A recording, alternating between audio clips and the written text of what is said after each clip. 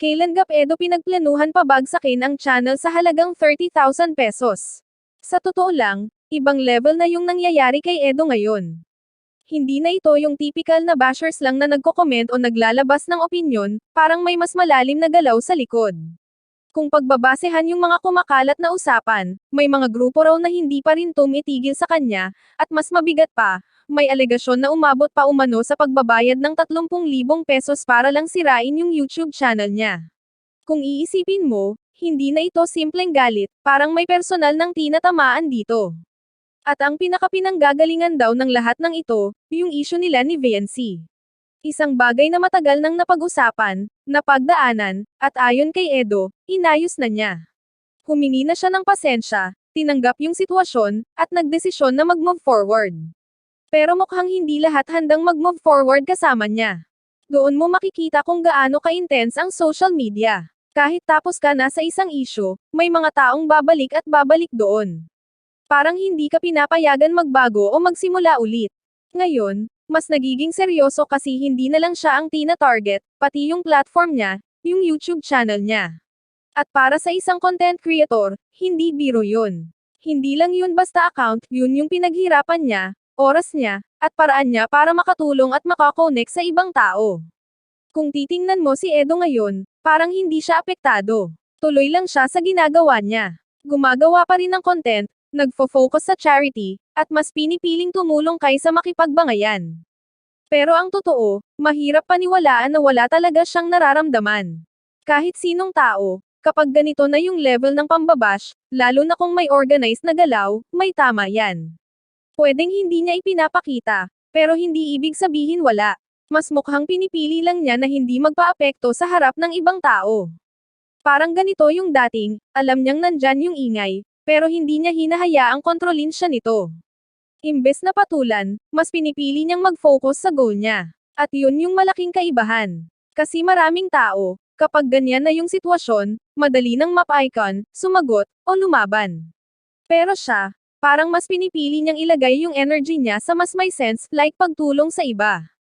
May part din na parang tanggap na niya na hindi niya kayang baguhin ang tingin ng lahat. Kahit anong gawin niyang paghingi ng pasensya o pag-move on, may mga tao talagang hindi makakalimot o hindi makakaintindi. Kaya ang nangyayari, instead na pilitin niyang kumbansihin ang lahat, mas nagfo-focus siya sa kung ano yung kaya niyang kontrolin, yung actions niya, yung content niya, at yung purpose niya. Pero hindi rin ibig sabihin nun na immune siya. Mas accurate siguro sabihin na marunong lang siyang magdala. Yung tipong kahit may pressure, kahit may negativity, hindi niya hinahayaang masira yung direksyon niya. At kung iisipin mo, yun yung pinakamahirap gawin, yung manatiling steady kahit may mga taong gustong guluhin ka. Kaya sa sitwasyon niya ngayon, hindi siya mukhang apektado sa labas, pero malamang, bilang tao, may nararamdaman din yan. Ang kaibahan lang, hindi siya nagpapatalo doon.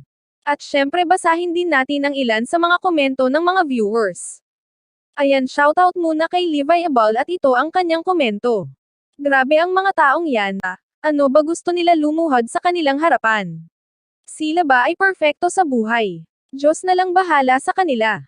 Gets kita idol, may point ka naman, tama ka na walang perfect at importante talaga na marunong mag-sorry, hindi rin tama na sobra-sobra yung bash lalo na kung nagpakumbaba na yung tao.